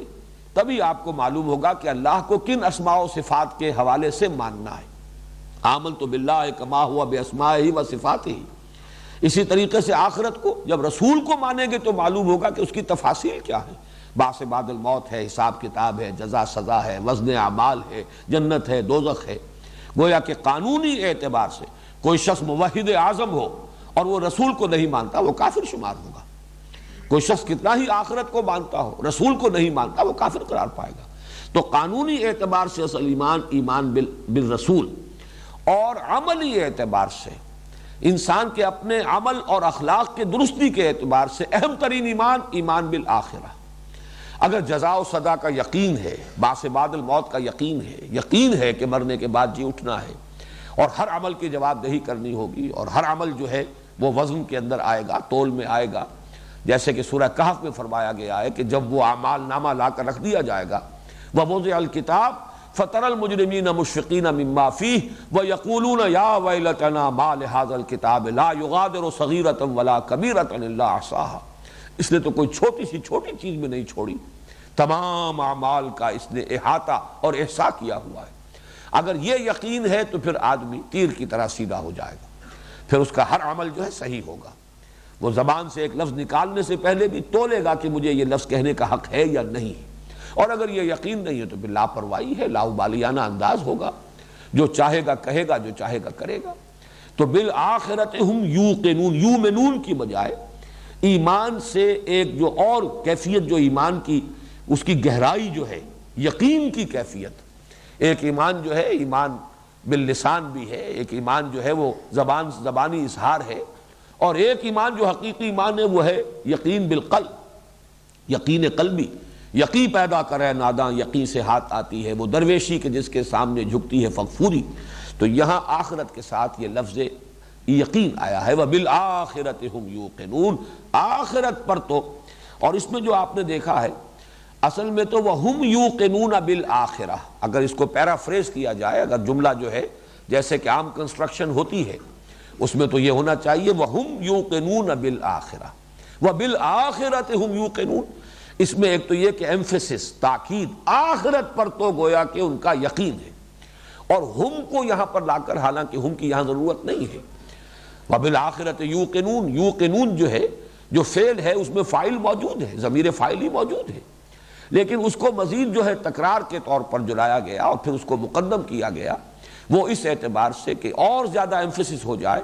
آخرت پر تو ان کا یقین ہے، بلکہ اس سے بھی آگے بڑھ کر آخرت پر تو انہی کا یقین ہے، یہ ہم لا کر یہاں پر حصر کا انداز پیدا ہوا، یعنی اس میں بھی تعریض ہو گئی کہ کہنے کو تو کچھ اور لوگ بھی کہتے ہیں کہ آخرت کو ہم مانتے ہیں، جیسے آگے چل کر آ جائے گا یہود کا قول یا منافقین کا قول، لیکن یہ کہ آخرت پر یقین حقیقتاً انہی لوگوں کا ہے جن میں یہ اوصاف موجود ہیں۔ اور اگر آپ لیں گے اس کو تعویل عام تو ظاہر بات ہے کہ آخرت کا بھی یقین یا آخرت کا ایمان یہ اس اجمالی ایمان کا جزو لازم ہے جو ہم سورہ فاتحہ میں دیکھ چکے ہیں کہ جہاں تک رسائی سلیم الفطرت صحیح العقل انسان کی ہو جاتی ہے اس کا ایک جزو لازم یہ بھی ہے وہ مالک یوم الدین، جزا و سزا کے دن کا مالک۔ اگر یہ نہیں ہوگی تو پھر یہ ایمان باللہ اور یہ حمد اور شکر اور یہ سب نعت یہ سب جو ہے ہو سکتا ہے ذہنی عیاشی بن کر رہ جائے۔ اصل میں جو چیز انسان کو سیدھا کرنے والی ہے، اس کے عمل کو صحیح اور درست کرنے والی ہے، اس کے اخلاق کو، اس کے معاملات کو، اس کے روش کو، وہ آخرت کا یقین ہے۔ اس کے بعد فرمایا اولئک علی ھدی من ربہم، یہ وہ لوگ ہیں کہ جو اپنے رب کی طرف سے ہدایت پر ہیں۔ یہاں جیسا کہ میں نے عرض کیا تھا وہ تعویل خاص جو ہے بہت نکھر کر آ گئی، گویا کہ اشارہ اولئک، وہ لوگ دیکھو وہ لوگ ہیں، ابو بکر ہے، عمر ہے، عثمان ہے، طلحہ ہیں، زبیر ہیں، یہ سب لوگ، بلکہ یہ کہ جب حضور تشریف لائے ہیں مدینے میں تو انصار میں سے بھی بہت سے لوگ ایمان لا چکے تھے، 72 تو وہی تھے کہ جنہوں نے بیعت عقبہ ثانیہ میں حصہ لیا ہے اور حضور کو دعوت دی ہے کہ آپ تشریف لائیے، وہ لوگ بھی موجود تھے، سعد بن عبادہ، سعد بن معاذ، ایسے لوگ جو ہیں موجود تھے وہاں۔ تو یہ ہیں وہ لوگ جو اپنے رب کی طرف سے ہدایت پر ہیں۔ گویا کہ ان آیات کا ابتدائی حصہ اگر سامنے رکھیں گے تو وہ تعویل عام کی طرف زیادہ اشارہ کر رہا ہے، قرآن کی ہدایت سے استفادے کی یہ شرائط ہے، اور اس آیات کا اختتام ہو رہا ہے وہ تعویل خاص کی طرف زیادہ اشارہ کر رہا ہے۔ یہ ہیں وہ لوگ، یہ اس شجرہ مبارکہ کے برگ و بار تمہارے سامنے ہیں، درخت کو اگر پھل سے پہچانتے ہو تو ان کو دیکھ لو، ان کے یہ نمایاں اوصاف ہیں، ان کی زندگی جو ہے، ان کے معمولات جو ہیں وہ نماز کے گرد گھوم رہے ہیں، نماز ہی مرکز و محور بن چکی ان کی زندگی میں، ان کا آخرت پر یقین ان کی زندگیوں کے اندر مشاہدہ کر لو، ان کا ایمان کوئی تنگ ظرفی نہیں ہے کہ ہم تو صرف اسی کو مانیں گے جو ہم پر نازل کیا گیا، بلکہ یہ کہ جو بھی اللہ نے اس سے پہلے اتارا ہے ان کی نگاہ وسیع، ان کا سینہ کشادہ، ان کی جو اپروچ ہے اس کے اندر کوئی تنگی نہیں ہے۔ یہ ہیں وہ لوگ جو اپنے رب کی طرف سے ہدایت پر ہے، ہدایت قرآنی کا مظہر ہے، یہ ثبوت ہے، یہ اس کی برکات کا ظہور ہے۔ اولئک علی ھدی من ربہم، یہ ہیں وہ لوگ جو اپنے رب کی طرف سے ہدایت پر ہیں، واولئک ھم المفلحون، اور یہی لوگ ہیں۔ پھر یہاں دیکھیے ہم یہاں پر لا کر یہ گویا کہ پھر حصر کا مضمون آ رہا ہے، یہی وہ لوگ ہیں جو فلاح پانے والے ہیں۔ لفظ مفلح جو ہے فلاح، اس پر تھوڑی سی میں گفتگو کرنا چاہوں گا، اگرچہ ان چیزوں پر بڑی تفصیل سے مباحث میں کر چکا ہوں، لیکن اب جب کہ یہ دور ثانی ہمارا ہے تو اجمالاً ان تمام چیزوں کو دہرانا ضروری ہے۔ فلاح یفلح، اس کے معنی ہوتا ہے کسی چیز کو کاٹنا، توڑنا، پھاڑنا، اسی سے لفظ فلاح بنا ہے۔ فلاح ہل چلانے والا، وہ اپنے ہل کی نوک سے دھرتی کے سینے کو چیرتا ہے، کاٹتا ہے، تو وہ فلاح ہے۔ فلاحین کی تحریک مصر میں، جیسے ہمارے ہاں کسانوں کی تحریک، کسان موومنٹ، ایسے فلاحین کی تحریک۔ تو فلاح فلاح سے بنا ہے، فلاح یفلح، کاٹنا توڑنا، اسی سے وہ محاورہ ہے ان الحدید بالحدید یفلح، لوہا لوہے ہی سے کٹتا ہے، تو یہ لوہے کو لوہا کاٹتا ہے یا لوہا لوہے سے کٹتا ہے، ان الحدید بالحدید یفلح، تو یہ فلاح کے معنی توڑنا پھاڑنا۔ اچھا فلح کا لفظ بھی آتا ہے لام کے زیر کے ساتھ، فلح یفلح، ٹوٹ جانا، خود ٹوٹ جانا، پھٹ جانا،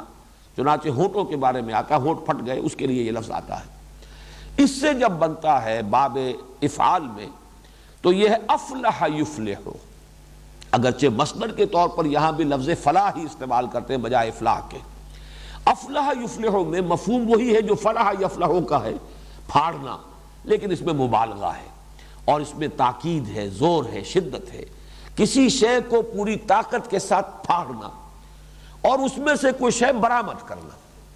یہ کسی جیسے زمین کو کھود کر خزانہ اگر دفن ہے، خزانہ اس میں سے نکال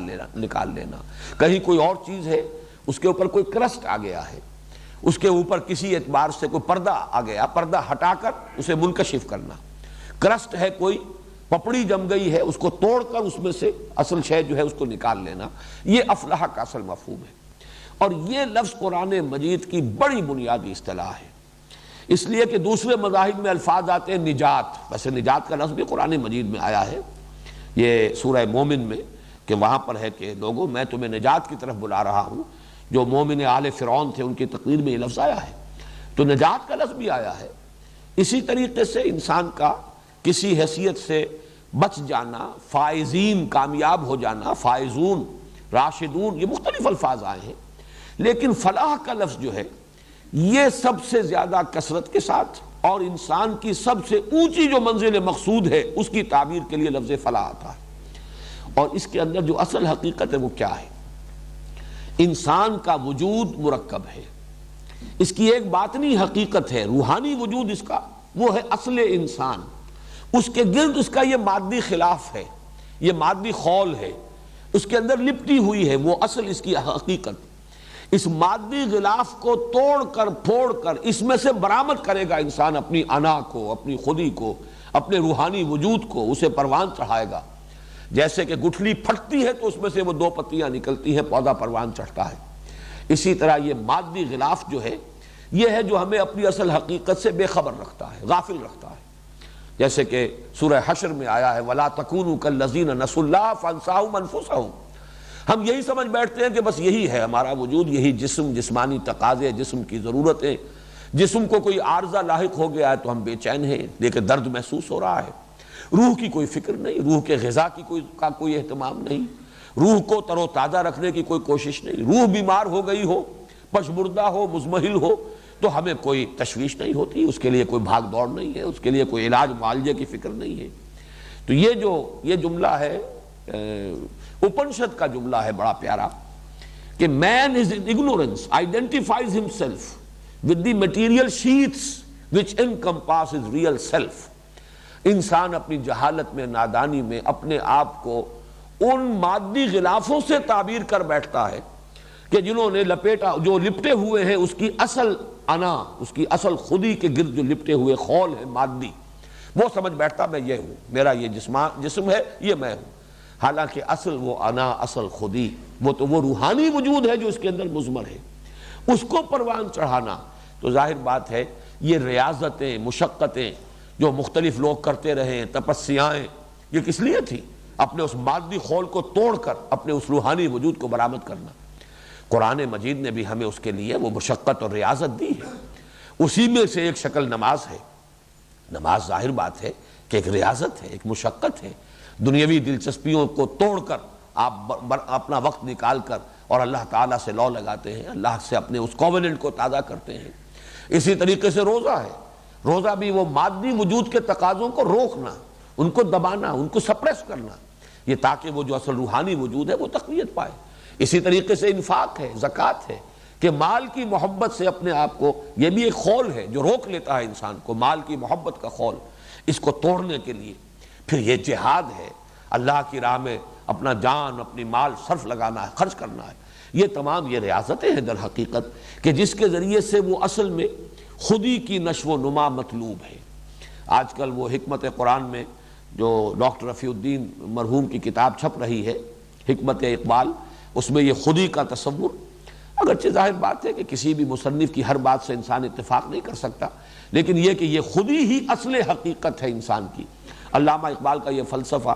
ویسے تو یہ خودی کا لفظ چیستہ بن گیا، لیکن یہ کہ میں سمجھتا ہوں کہ ڈاکٹر رفیع الدین صاحب نے جس طرح اسے سمجھا ہے اور سمجھایا ہے،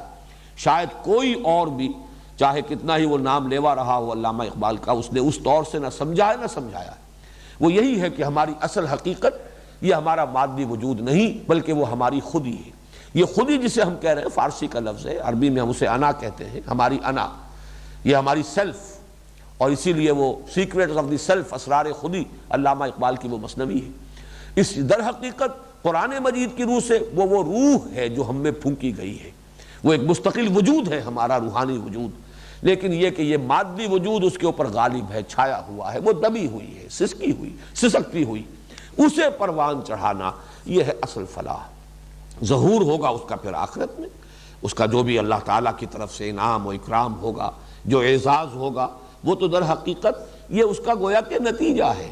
اصل فلاح تو یہاں انسان حاصل کرتا ہے اگر وہ اپنے روحانی تقاضوں کو برآمد کر کے اپنے وجود کے اندر سے اس روحانی وجود کو اور اپنے جسمانی اور مادی تقاضوں کو دبا کر ان کو پروان چڑھاتا ہے، یہ فلاح ہے۔ اولئک علی ھدی من ربہم واولئک ھم المفلحون۔ اب یہ دو آیات جو ہیں اس میں اسی تعویل خاص کا پہلو جو ہے بہت نمایاں ہے۔ تعویل عام کے اعتبار سے بھی اس کا جو مفہوم ہوگا وہ بعد میں بیان کر دوں گا، لیکن اصل اشارہ کیا جا رہا کن لوگوں کی طرف؟ وہ جو مکے کے خاص طور پر سرداران قریش کہ 13 برس تک حضور کی دعوت سنتے رہے یا 12 برس تک، اور ان میں سے اکثریت ان لوگوں کی تھی کہ جن کے دلوں نے گواہی دی کہ یہ حق ہے، بات صحیح یہی ہے، محمد جھوٹے نہیں ہے، دھوکے باز نہیں ہے صلی اللہ علیہ وسلم، ان سے بڑھ کر کس کو یہ حقیقت معلوم تھی؟ لیکن اور پھر یہ کہ یہ کلام انسانی کلام نہیں ہے، واقعتاً ماننا پڑتا ہے کہ یہ انسانی کلام نہیں ہے، انسان کے اندر یہ طاقت نہیں ہے کہ ایسا کلام موضوع کر سکے۔ اس اعتبار سے حقیقت منکشف ہو چکنے کے باوجود وہ تعصب کی بنا پر، عناد کی بنا پر، ہٹ دھرمی کی بنا پر، تکبر کی بنا پر، حسد کی بنا پر اڑ گئے کفر پر۔ یہ ان کا یہ دوسری جماعت ہے جس کی طرف اشارہ کیا جا رہا ہے۔ پہلا گروہ وہ صحابہ کرام جنہوں نے قرآن مجید کی ہدایت سے استفادہ کیا، اور ان کی شخصیتیں جو ہے وہ گویا کہ ہدایت قرآنی کا ایک مرقع ہے۔ دوسرا گروہ ان الذین کفروا، اب یہاں پہ کفروا کو لیجئے اس انتہائی معنی میں۔ کفر کا بھی اصل مفہوم کیا ہے؟ کسی چیز کو چھپا دینا، دبا دینا۔ انسان کے اندر کسی شے کے بارے میں جب یہ گواہی ابھرے، دل گواہی دے دے یہ بات صحیح ہے، لیکن کسی مصلحت کی وجہ سے وہ اس کو مانتا نہیں ہے، یہ کفر ہے۔ اسی طریقے سے کسی کے احسان کے جواب میں جذبہ شکر ابھرا ہے، لیکن کسی وجہ سے انسان اس کو دباتا ہے، ظاہر نہیں کرتا، زبان سے شکر ادا نہیں کرتا، یہ بھی کفر ہے۔ تو کفر شکر کے مقابلے میں بھی آتا ہے، اس لیے کہ وہ جذبہ جو ہے فطرت انسانی کا، اسے گویا کہ انسان نے دبا دیا، چھپا دیا۔ اور کفر کسی بات کا بھی ہوتا ہے بئی معنی کہ دل نے تو مانا ہے کہ یہ بات صحیح ہے، لیکن میں مان لوں گا تو اس کا مطلب یہ کہ یہ جیت گیا، میں ہار گیا، یہ بازی لے گیا اور میں بازی لوز کر گیا، یا اس کی فوقیت ثابت ہو جائے گی اور میں تو گویا کہ کمتر درجے کا ثابت ہو جاؤں گا۔ اس وجہ سے کسی شے کے حقانیت کے انکشاف کے بعد بھی اس کو رد کر دینا یہ کفر ہے۔ پھر اس میں اڑ جانا، ایسا بھی ہوتا ہے کہ کسی کی طرف سے کفر ہوا ہو، اگرچہ کوئی عصبیت ہے، وہ عصبیت قومی، ہمارے آباء و اجداد کی دین تھا، یہ ہمارے آباء و اجداد کے عقائد تھے، یہ ہماری جو ہے صدیوں سے چلی آ رہی ہے یہ رسوم، یہ ہماری ریت ہے، ہم کیسے چھوڑ دیں؟ یہ تعصب جو ہے یہ در حقیقت ہو سکتا ہے کہ کچھ وقت کے بعد دھل جائے، اگر حقانیت کا انکشاف زیادہ ہو جائے تو یہ عصبیت جو ہے آبائی عصبیت یہ ختم ہو سکتی ہے۔ لیکن جو ذاتی عصبیت ہوتی ہے، اپنا تکبر، اپنی زدم زدہ، جسے قرآن مجید میں شقاق سے کہا گیا ہے، شقاق، ہم فی شقاق، اب وہ زدم زدہ کے اندر مبتلا ہو چکے ہیں، یہ پھر کیفیت وہ ہے کہ یہ زائل نہیں ہو سکتی۔ تکبر، حسد، بغض، عناد، شقاق، اس کے بنا پر جب کفر پر کوئی اڑ چکا ہو، تو اب اس کے حق میں کوئی انذار، کوئی اس کو افہام و تفہیم، کوئی سمجھانا، کوئی دلائل سے قائل کرنا، سب بے سود ہے، بیکار ہے۔ تو یہ خاص گروہ ہے جس کا کہ یہاں تذکرہ ہو رہا ہے، عام معنی میں نہیں، اس لیے کہ بے شمار لوگ وہ ہیں کہ جو اس کے بعد بھی ایمان لے آئے۔ مکے میں بھی لوگ ایسے تھے جو بعد میں ایمان لے آئے، کچھ لوگ ہیں کہ جنہوں نے ابتداءً انکار کیا۔ حضرت عمر رضی اللہ تعالی عنہ، ان کا جو انکار اور اعراض تھا میرے نزدیک وہ تعصب یا عصبیت تھی، آبائی عصبیت، آباء و اجداد کے طور طریقوں کے ساتھ ایک عصبیت کی کیفیت۔ لیکن وہ ذاتی اناد کا معاملہ اگر ہوتا تو وہ معاملہ ابو جہل کا معاملہ ذاتی اناد اور تکبر کا تھا، حسد کا تھا، اس وجہ سے وہ نہیں دھلا۔ اور حضرت عمر رضی اللہ تعالیٰ عنہ کو اگرچہ 6 سال لگ گئے۔ حضرت حمزہ کا معاملہ یہ تھا کہ اس میں وہ عصبیت بھی نہیں تھی لیکن غفلت تھی، دلچسپی نہیں ہے، کھیل کود میں، سیر شکار میں نکل گئے ہیں اور ہفتوں صحرا کے اندر، جنگلوں کے اندر، وہاں شکار کے اندر لگا رہے ہیں۔ تو چونکہ ان چیزوں کی طرف کوئی توجہ ہی نہیں تھی تو محض غفلت اس کی وجہ سے دیر لگ جائے، یا اگر تعصب یا عصبیت ہے صرف آبائی رسوم و رواج اور عقائد کی وجہ سے، یہ بھی زنگ جو ہے دھل سکتا ہے۔ لیکن جہاں ذاتی تکبر اور عناد اور ذاتی شقاق اور زدم زدہ کی کیفیت ہو تو یہ شے زائل ہونے والی نہیں ہوتی۔ اور اس کو جان لیجئے کہ یا تو یہ سرداران قریش میں سے معاملہ تھا اور یا پھر علماء یہود۔ اسی لیے اکثر مفسرین کی رائے یہ ہے کہ یہاں ان 2 آیات میں انہی دونوں گروہوں کی طرف، مکے کے قریش کے زعماء سرداران اور مدینے میں یہود کے علماء، ان کے جو مذہبی پیشوا تھے، ان الذین کفروا، یقیناً وہ لوگ جو کفر پر اڑ چکے ہیں، اب یہ ترجمہ کرنا ہوگا، جو کفر پر جم چکے ہیں، جو کفر پر ضد کی بنا پر راسخ ہو گئے ہیں، سواء علیہم انذرتہم ام لم تنذرہم، برابر ہے ان کے لیے، ان کے حق میں۔ اگرچہ اعلیٰ کا لفظ عام طور پر یہ حرف جار جو ہے یہ مخالفت کے لیے آتا ہے، لیکن حروف جار کے بارے میں یہ اصول جان لیجئے کہ ان میں عدل بدل ہو جاتا ہے، لام کی جگہ اعلیٰ اور اعلیٰ کی جگہ لام، یہ ہو سکتا ہے۔ اس لیے یہاں پہ اگرچہ لفظ اعلیٰ ہے، سواء علیہم، ان پر برابر ہے، یہاں مراد ہے سواء لہم، ان کے حق میں برابر ہے۔ انذرتہم ام لم تنذرہم لا یؤمنون، خواہ آپ انہیں انذار کریں، ڈرائیں، اور انذار کا لفظی ترجمہ اصل میں ڈرانا نہیں ہے بلکہ خبردار کرنا، وارن کرنا۔ نذیر کے معنی وارنر، خبردار کرنے والا، آگاہ کر دینے والا۔ آگے اگر کوئی گڑھا ہے اور کوئی نابینا شخص جا رہا ہے اور آپ اسے کہتے ہیں پکار کر کے دیکھنا بھائی آگے گڑھا ہے، تو یہ در حقیقت انذار ہے، یہ تخویف نہیں ہے۔ ہمارے ہاں عام طور پر لفظ انذار کا ترجمہ جو ڈرانا کر دیا جاتا ہے، لیکن حقیقت میں خبردار کرنا، وارن کرنا۔ آپ کتنا ہی انہیں وارن کریں، خبردار کریں، آخرت کی خبر سنائیں، جہنم کی وعیدیں سنائیں، اب ان کے حق میں بالکل یہ برابر ہے، سواء علیہم انذرتہم ام لم تنذرہم لا یؤمنون، خواہ آپ انہیں خبردار کریں اور خواہ آپ انہیں خبردار نہ کریں، یہ ایمان نہیں لائیں گے۔ ختم اللہ علی قلوبہم، مہر کر دی ہے اللہ نے ان کے دلوں پر، وعلی سمعہم، اور ان کے کانوں پر، وعلی ابصارہم غشاوہ، اور ان کی آنکھوں پر پردہ ہے۔ یہ جو ختم قلوب کا معاملہ ہے، ختم کا لفظ جو ہے اردو میں بھی جس معنی میں مستعمل ہے، کسی چیز کو ختم کر دینا، پورا کر دینا کسی کام کو، عربی میں بھی اس معنی میں یہ مستعمل ہے۔ وہ پھر بغیر صلے کے آتے ہیں، میں نے اس کو ختمت القرآن، میں نے قرآن مجید کی تلاوت پوری کر لی، یہاں پر کوئی صلہ نہیں آئے گا۔ لیکن جب صلہ آئے اعلیٰ، ختمہ اعلیٰ، اس کے معنی ہے کسی شے پر مہر لگا دینا،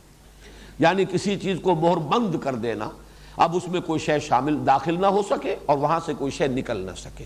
یہ سیل کر دینا جو ہے، تو یہ اللہ تعالیٰ نے ان کے دلوں پر سیل کر دیا ہے۔ ختم اللہ علی قلوبہم وعلی سمعہم، اور ان کے کانوں پر۔ سمع اگرچہ مصدر ہے لیکن یہ لفظ جو ہے مصدر سے آگے بڑھ کر یہ سماعت کے لیے بھی مستعمل ہوگا، اعلی سماعت جو ہے ہمارا کان، اس کے لیے بھی مستعمل ہوگا، اور جمع کے لیے بھی آئے گا اور واحد کے لیے بھی آئے گا۔ اللہ نے ان کے کانوں پر بھی مہر کر دی، یہاں مراد کان ہے۔ اسی طرح وعلی ابصارہم، بصر جو ہے وہ دیکھنا مصدر ہے، اور اسے جہاں دیکھنا بینائی اور اس کے ساتھ ہی دیکھنے والی شے یعنی آنکھ، اور ابصار جو ہے جمع کے صیغے میں آیا ہے آنکھوں کے لیے، ان کی آنکھوں پر پردے پڑے ہوئے ہیں۔ اللہ نے مہر کر دی ہے ان کے دلوں پر اور ان کے کانوں پر، اور ان کی آنکھوں پر پردے پڑے ہوئے ہیں، وَعَلَىٰ أَبْصَارِهِمْ غِشَاوَةٌ وَلَهُمْ عَذَابٌ عَظِيمٌ، اور ان کے لیے ہے بہت بڑا عذاب۔ اب یہ ختم قلب جو ہے اس کے بارے میں بھی کچھ عرض کر دوں کہ اس میں بھی وہ ستیارتھ پرکاش کے مصنف کو تو یقیناً اس پر بھی اعتراض ہوا ہوگا، جب اللہ ہی نے مہر کر دی تو ان کا قصور کیا ہے؟ اللہ نے مہر کر دی، ہدایت ان کے دلوں میں داخل ہو نہیں سکتی، تو پھر ان کی مذمت کس بات پر؟ ان کا قصور کیا ہے؟ تو یہ بھی قاعدہ جو قرآن مجید میں تفصیل سے آیا ہے وہ یہ ہے کہ جب لوگوں کے اندر یہ ضد اور عناد اور ہٹ دھرمی یا تعصب، تکبر، یہ چیزیں جب پیدا ہو جائیں اور اس کی وجہ سے جب اعراض کرتا ہے انسان، تو شروع میں تو وہ اس شے کو حق سمجھ کر اعراض کرتا ہے، ہوتے ہوتے اس کی اپنی ذہنیت اس طرح بست ہو جاتی ہے کہ وہ واقعتاً اب اس کے اندر صلاحیت ہی نہیں رہتی حق کو حق سمجھنے کی، وہ حقیقت کو دیکھنے کی استعداد سلب کر لی جاتی ہے۔ یہ گویا کہ، اور ویسے بھی یہ ایک فزیکل فنومینا جو ہے فزیولوجی میں بھی وہ سمجھ میں آتا ہے کہ اللہ تعالیٰ نے جو ہمارا عضو جس کام کے لیے بنایا ہے، اگر وہ کام اس سے لیا جائے گا تو وہ عضو صحیح رہے گا، سالم رہے گا، اور اگر وہ کام اس سے نہ لیا جائے تو اس میں ڈی جنریشن ہوگی، وہ چیز جو ہے وہ اس کے اندر سے وہ صلاحیت سلب ہونی شروع ہو جائے گی۔ مثلا یہ کہ یہ جوڑ ہے، اس کو اگر آپ لاک کر دیں اور اس کے اوپر پلسٹر بہت دیر تک کے لیے چڑھا رہے تو پھر یہ جو ہے جام ہو جائے گا آپ کا یہ جوڑ جو ہے، اور پھر اس کے اندر یہ صلاحیت باقی نہیں رہے گی۔ آنکھوں پر طویل عرصے تک پٹی بندھی رہے تو بینائی سلب ہو جائے گی۔ اسی طرح انسان میں اللہ تعالیٰ نے حق کو سمجھنے کی اور پہچاننے کی جو استعداد، باطنی بصیرت، ایک بصارت ہے ظاہری، اسی طرح ایک بصیرت باطنی ہے جو بھی رکھی ہے، اگر اس سے آپ کام نہیں لیں گے، اس بصیرت نے آپ کو بتایا ہے یہ صحیح ہے، یہ حق ہے، آپ نے رد کر دیا ہے، تو اگر مسلسل اس پر عمل کریں گے وہ بصیرت ہی ختم ہو جائے گی، اللہ تعالیٰ وہ صلاحیت سلب کر لے گا، اور اسی کو تعبیر کیا جاتا ہے کہ ان پر مہر ہو گئی، ختم اللہ علی قلوبہم۔ یہ ابتداءً نہیں ہوتا بلکہ یہ در حقیقت نتیجہ ہے، اعراض، انکار، حق کو حق سمجھنے کے باوجود قبول نہ کرنے پر اصرار، اس کا یہ منطقی نتیجہ ہے، اس کی سزا ہے جو ملتی ہے اس دنیا میں، کہ پھر ان کے اندر حق کو پہچاننے کی صلاحیت ہی باقی نہیں رہتی۔ چنانچہ اس قاعدے کو اور اس قانون کو اللہ تعالیٰ نے سورہ صف میں بیان کیا، فَلَمَّا زَاغُوا أَزَاغَ اللَّهُ قُلُوبَهُمْ، جب وہ ٹیڑھے ہو گئے تو اللہ نے ان کے دلوں کو بھی ٹیڑھا کر دیا۔ یہ دلوں کو کج کر دینا بعد میں ہوا ہے، یہ نتیجہ ہے۔ جب وہ ٹیڑھے ہوئے، فَلَمَّا زَاغُوا أَزَاغَ اللَّهُ قُلُوبَهُمْ وَاللَّهُ لَا يَهْدِي الْقَوْمَ الْفَاسِقِينَ، جب وہ کج ہو گئے، ٹیڑھے ہو گئے، تو اللہ نے ان کے دلوں کو بھی کج کر دیا، ٹیڑھا کر دیا، اور اللہ ایسے فاسقوں کو، گویا کہ یہاں لفظ جو ہے محذوف ہے، زبردستی ہدایت نہیں دیتا، جو ہدایت کے کو اس طرح رد کر دے، ناقدری کرے ہدایت کی، اللہ تعالیٰ زبردستی انہیں ہدایت نہیں دیتا۔ اگر زبردستی ہدایت دے تو پھر ہدایت پر اجر و ثواب کس بات کا؟ زبردستی کسی کو اگر گمراہ کر دے تو کسی کی گمراہی کے اوپر عذاب اور سزا کس بات کی؟ یہ تو اللہ تعالیٰ نے چوائس دیا ہے، اور انسان اپنی اس صلاحیت کو اگر معطل کر کے رکھ چھوڑتا ہے تو پھر اللہ تعالیٰ اس صلاحیت کو سلب کر لیتا ہے۔ ختم اللہ علی قلوبہم وعلی سمعہم وعلی ابصارہم غشاوہ ولہم عذاب عظیم۔ جیسا کہ میں عرض کر، عذاب عظیم، بہت بڑا عذاب، بہت بڑی سزا، مراد آخرت کی سزا ہے۔ اب یہاں پر جو کچھ میں نے عرض کیا ہے اس کے اعتبار سے بات واضح ہو گئی کہ یہاں خاص طور پر تعویل خاص ہی ہم اپنے سامنے رکھ سکتے ہیں، ورنہ تعویل عام کریں گے تو جو بھی کافر ہے اس کے اوپر اس کا اطلاق کر دیں گے، تو اس کا مطلب تبلیغ پھر کس لیے؟ انذار کاہے کے لیے؟ تبشیر کس لیے؟ یہ تو نہیں ہے کہ جو کفر میں ہے اس وقت وہ کفر ہی میں رہے گا۔ البتہ خاص ہے، یہاں پر الفاظ عام ہیں، لیکن یہاں پر تعویل خاص ہی در حقیقت منطبق ہوگی۔ وہ لوگ جو اپنے جو عناد اور تکبر اور حسد اور بغض اور شقاق کی وجہ سے کفر پر اڑ گئے، اس کے اوپر زدم زدہ کی وجہ سے اس پر جازم ہو گئے، اے نبی اب آپ ان کو خواہ کتنا ہی سمجھائیں، افہام و تفہیم میں کتنا ہی اپنے آپ کو ہلکان کر لیں، کتنے ہی